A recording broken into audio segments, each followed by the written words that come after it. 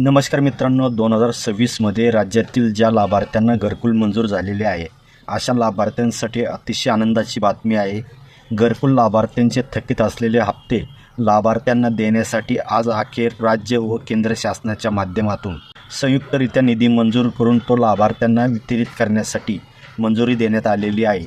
यासाठी दिनांक 22 मे 2026 रोजी शासनाकडून एक महत्त्वाचा असा GR निर्गमित करण्यात आलेला आहे।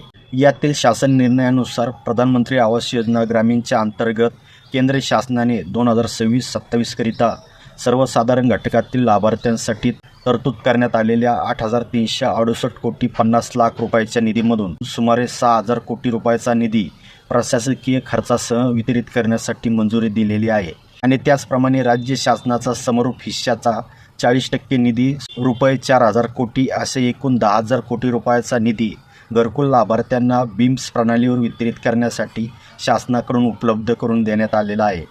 त्यामुळे लवकरच ज्या घरकुल लाभार्थ्यांचा पहिला, दुसरा, तिसरा किंवा चौथा हप्ता यापैकी जो कोणता हप्ता थकीत आहे तो लवकरच लाभार्थ्यांच्या खात्यामध्ये क्रेडिट केला जाईल।